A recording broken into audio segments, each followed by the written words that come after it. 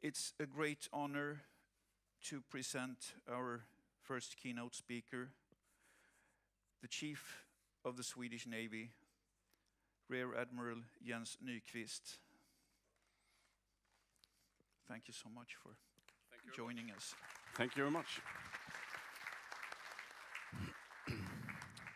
Well, ladies and gentlemen, it's a pleasure being here, I must say, this morning.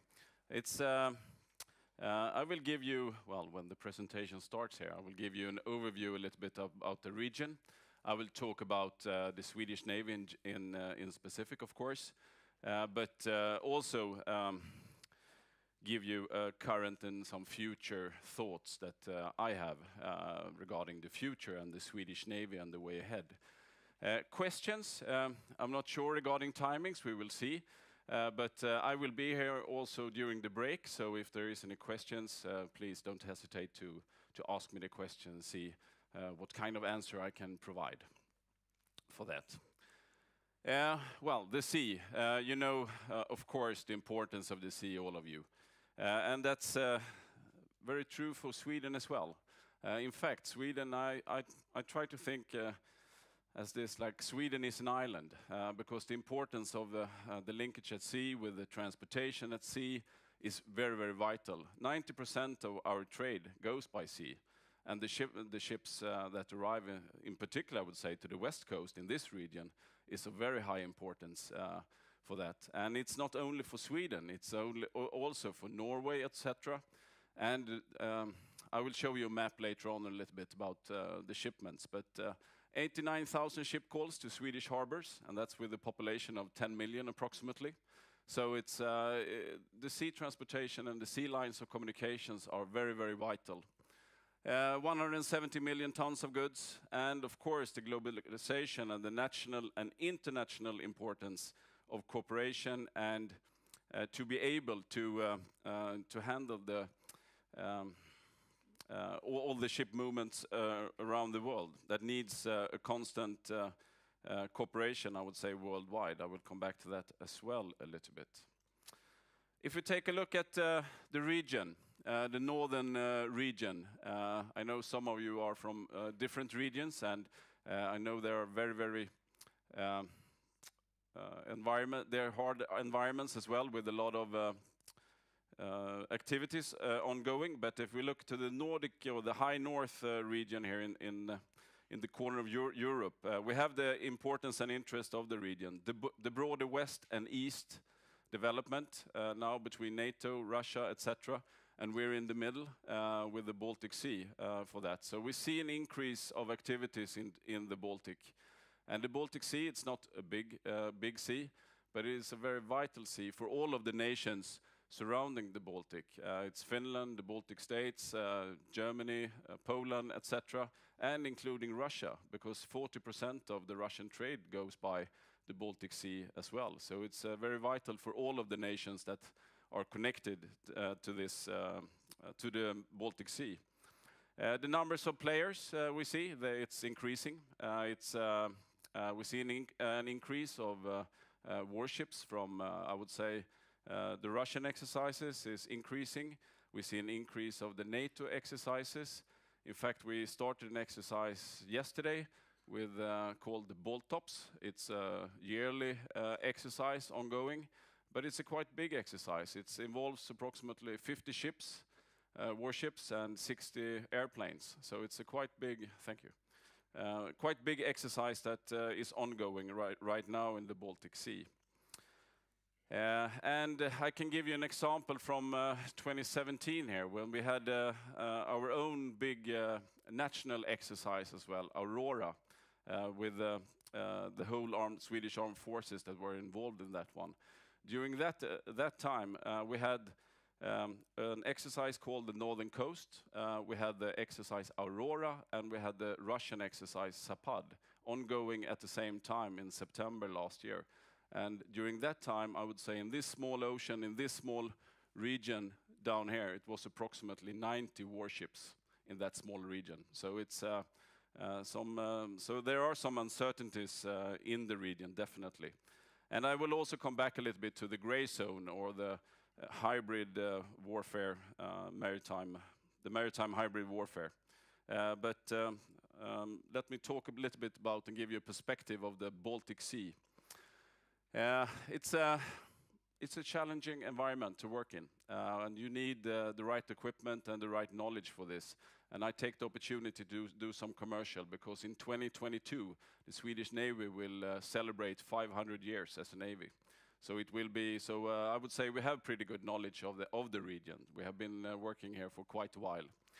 But we still have more than 50,000 mines approximately out in the Baltic Sea. And we had an operation ongoing outside Estonia last week, Open Spirit, and the Swedish participants cleared, I would say, I think it was 9 mines, active mines from Second World War and also from the First World War that are still active because, well, not active in that sense, but if you hit them or you push them or you touch them, they might in fact blow up. So it's challenging, but we have a pretty good knowledge where the mines are, and we do cooperations yearly within with the Baltic states, etc., and within NATO and Sweden and Finland.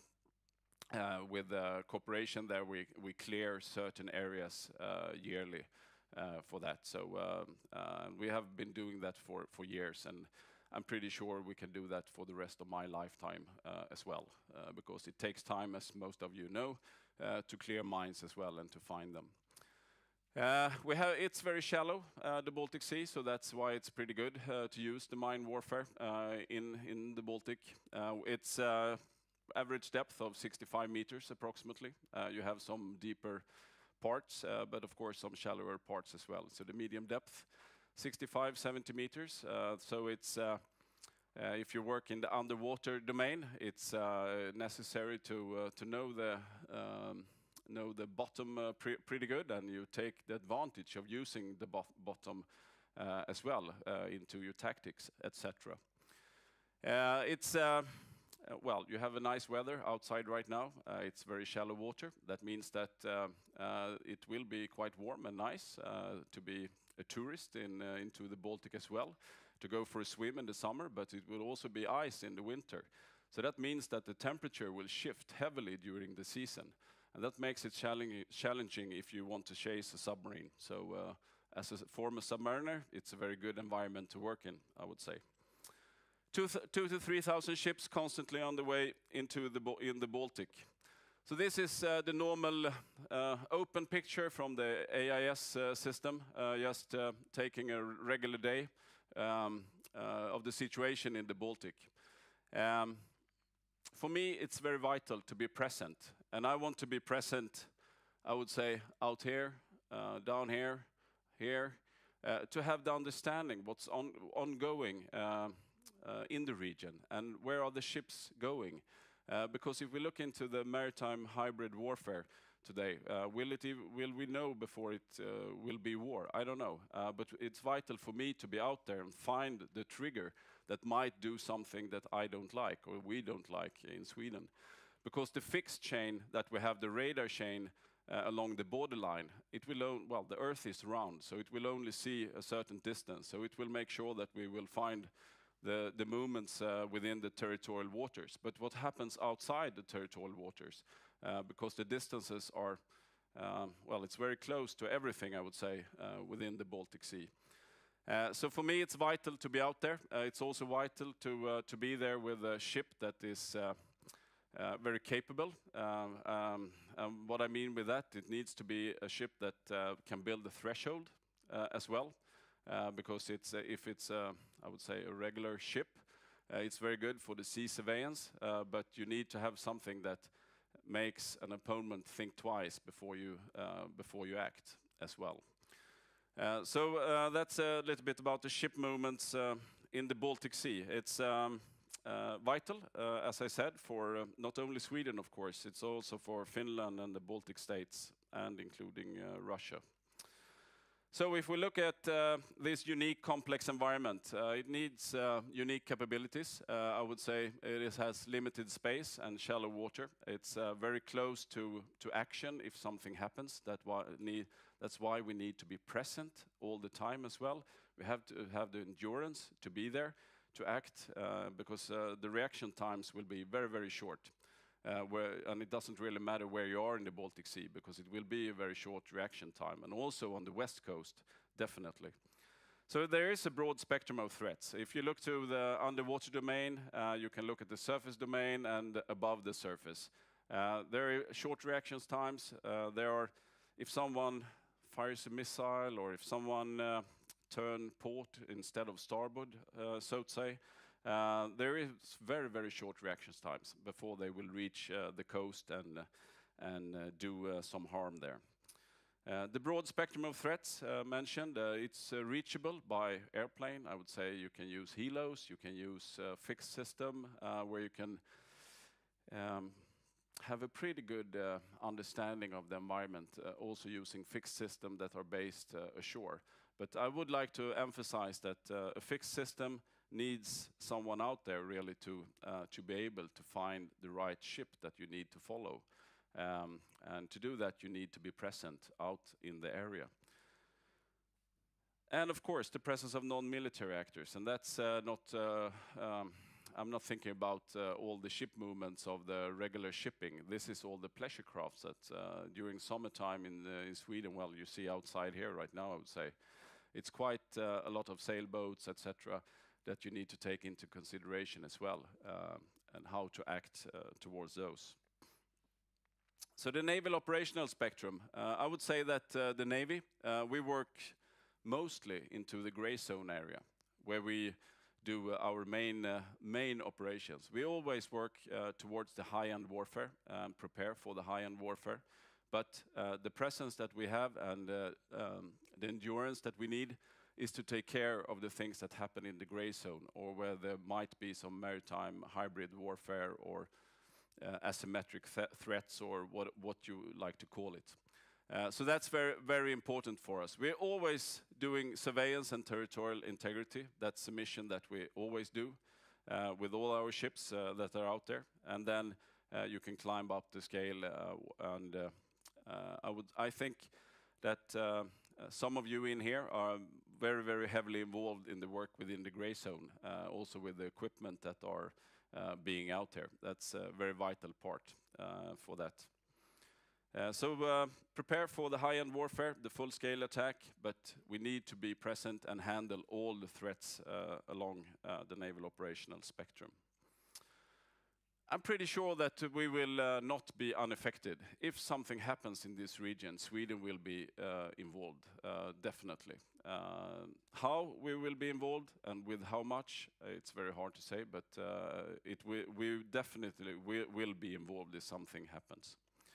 And the lifeline of transportation needs to work. So as mentioned, it's vital not only for Sweden, it's vital for everybody inside the Baltic Sea, and definitely for Finland as well. I will come back to Finland a little bit later and talk about that. But this is very vital, and I don't foresee that if something happens and we go towards a higher threat in the region, that the shipments will stop. I can't really foresee that the sea will be empty and there will only be enemies out there. I would say that for me, it's very, I see that the shipment needs to continue. We need to have the capabilities to protect the shipping, but we also need to have the capabilities to find the trigger, as I mentioned, who's doing something bad out there. And that goes into the next bullet here. Will we know if it will be war before it starts, the gray zone hybrid warfare? That's the thing that I would like to stress quite heavily. That's why we need to be out there, because I'm pretty sure that the shipment needs to continue and provide the nations within the Baltic with goods, even though that we're going towards a higher threat level. And not to forget, events far away will have impact also in the Baltic Sea region. That's why, because what's happens somewhere else will definitely have impact today for the Swedish population as well. Because if the ship movement stops in the Bay of Aden or South China Sea or wherever we are in the world, it will affect this region as well. So that's one reason why we, for instance, participate in Operation Atalanta in the Bay of Aden, etc., to protect the shipping in those regions, because it's vital, and because the globalization has really done a lot of things regarding that. Some words regarding cooperation. This is cooperation between the Netherlands and Sweden, where we're doing, in fact, Operation Atalanta. We had the combat boats, and the Netherlands provided the LPD. That's just an example. Another example is when we were away last time in Operation Atalanta, we had a boarding team on board the Dutch ship instead.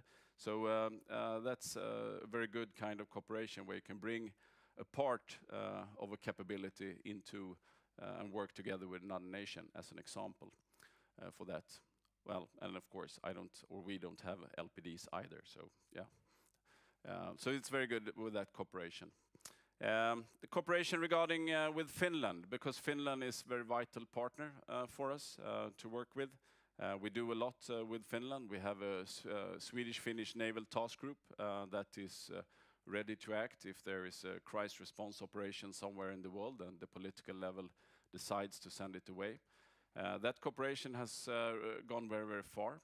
It's a mix between Swedish and Finnish staff members. It's a mix between Swedish and Finnish ships. We use the English language as the common language. Within the naval task group, it's not only the surface ships, it's the mine hunters, it's the amphibious task unit, it's logistics, so it's the whole spectrum of cooperation there.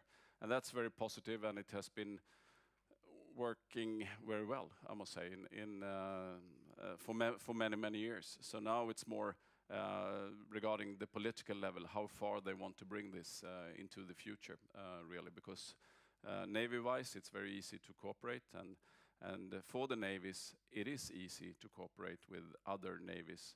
I would say it's perfect when you start a cooperation. You start with the navies, that's the normal, because you can meet in international waters, and then you do easy exercises, pass access, etc. And then you can evolve this to more harder exercises for that, and then you move towards land, and suddenly you have a logistic site in that land, etc. And then the Marines will work together, etc. And then the Army will follow, and the Air Force.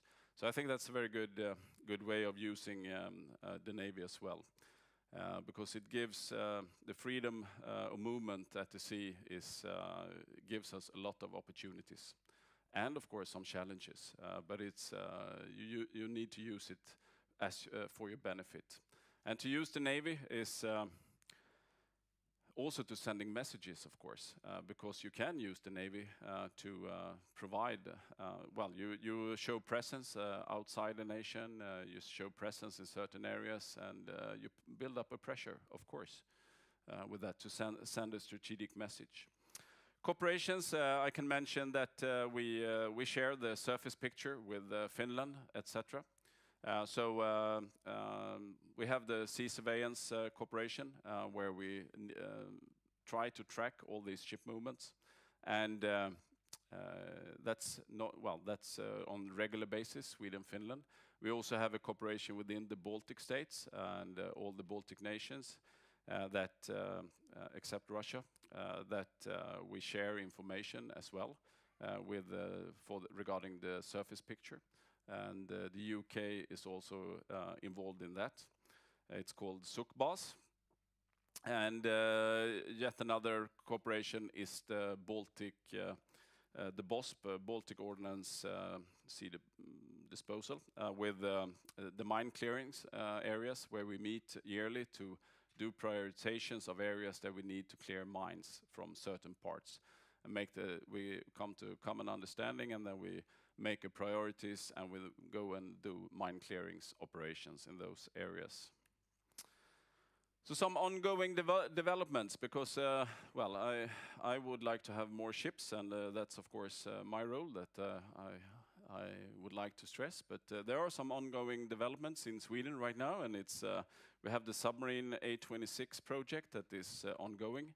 It's 2 new submarines that are being built, and it feels very well when I visit the shipyard, because you can see the first frames of the hull, so that's very positive. We do a mid-life upgrade of 2 other submarines at the moment, and the way we're doing this is that we do the mid-life right now. We have bought a lot of equipment that will be the same kind of equipment that will be installed in the next generation submarine, the A26. So that's the way how we buy the systems, we do the education on the systems, etc. So we are ready for the next generation of submarine. And of course, it will have some interesting features with a very big, large tube, a flexible payload lock that gives a lot of possibilities, I would say, with a lot of maybe the things that we see in this event. For that, so I would say that's more up to the imagination and of course the money in the end, how you can use that capability. We do a mid-life upgrade on 2 corvettes as well, and we do an upgrade on the Marine Battalion. It's very positive. We upgrade all our combat boats, the CB90s, that is upgraded. We buy 18 new CB90s as well, and they will be installed with the track fire system, and that's with the stabilizer that makes it. It doesn't matter regarding the waves, etc. You will still find the right point to shoot at. We are building a new SIGINT vessel. It's a very vital part to get an understanding of the environment that we're working. And we have ordered a new anti-submarine warfare torpedo that will be in place here in the beginning of 2020. And of course also the next generation of missile for surface missile, the RBS Mark III Plus. So there are some ongoing developments for that.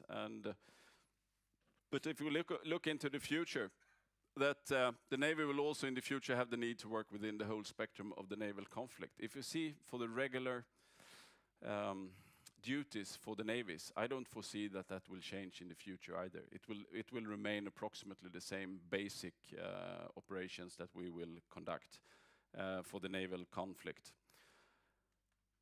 We need to have the ability to work within the gray zone. We need to really have everything working to find the trigger in that, should I say, the mess of ship movements and in the whole environment. And of course, it's not only within the shipping, because you have the above the surface as well that you need to take care of, and below the surface, definitely in that area. And you need to have the ability capability to build the threshold effect, to be out there and really show presence all the time for that. They need to know the area, of course, and one way of knowing that is by cooperation. It is vital for us to have the cooperation. It's an essential part. And if we look into the future, and also already today, I would say that mobility, flexibility, stealth, and cooperations are the keywords for the Navy in the future. The mobility, I aim for, in particular, I would say, of course, for the Marine Battalion, to aim for, I would like to have an additional battalion, but I come back to that. And the sea mobility for that, and the flexibility of using the sea as the transportation route instead is very vital. Stealth, working in this environment, stealth is essential. I don't foresee that I will ever have the numbers of ships that I would like to have. I can dream, but I think I will never reach that number. But stealth gives us a very good capability. It increases how we can work and what we can do.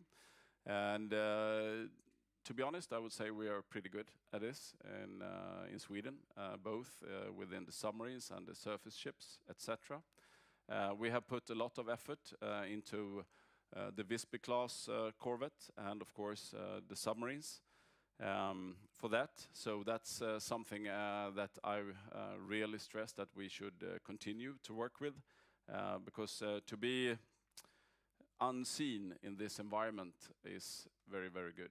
And it is very, very tricky for an opponent to work in this environment if you're not used to this environment because of all the different radar signals, the whole spectrum of acoustics, the whole scale, I would say, heat signals, etc.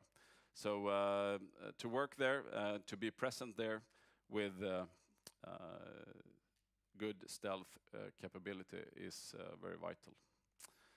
So my priorities for the future here. Of course, you can talk about material how much you like. It's one thing. But without the personnel, it's nothing. You really need to have the personnel there. So that's something that we work on, definitely. Maintain, develop existing systems. Right now, I would like to add an air defense, prepare for the midlife upgrade of the Hsbo class corvette that is on top, because here in the mid-20s she will be a midlife upgrade, and I would like to install air defense system on board that corvette as well. For the future developments, the numbers of surface ships, of course, I would like to increase. It went down quite heavily during the last 15 years or so. So I can really see the need to increase the numbers, to increase the presence, west coast, south coast, east coast of Sweden, to have the capability to be out there all the time with endurance. The numbers of submarines, at the moment we have 4 submarines in Sweden. I would like to aim for 6 submarines as a start for that. And regarding the Marines, I foresee an increased number of battalions, and I would like to, I think the West Coast would be a suitable place for an additional battalion of the Marines, definitely. Future, and this is probably an area where some of you work quite heavily in, is regarding the autonomous and remote systems. That's of course involving the future. It will definitely be involved in the next generation of surface ships, submarines, etc. So the whole spectrum of autonomous and remote system. And I can really foresee as well, in particular, I would say, within the Marine Battalion, where you have the possibility to use quite heavily, a big part might be remote systems for that as well. Countermeasures, of course, and interoperability, the necessity of working together with others, and you need to have the equipment for that, and also the knowledge and the know-how how to do that in the best way. That was a short part of the Swedish Navy and the region. And if there is any questions, I think we take them afterwards. Yeah, okay. Yeah, I'm looking here. So we take the questions in the break. I will remain here in this room, so if you have any questions during the coffee break, I'm happy to stay here and take the remarks. And John, thank you very much for letting me come here and give this introduction of the Swedish Navy that I love. Yeah, thanks.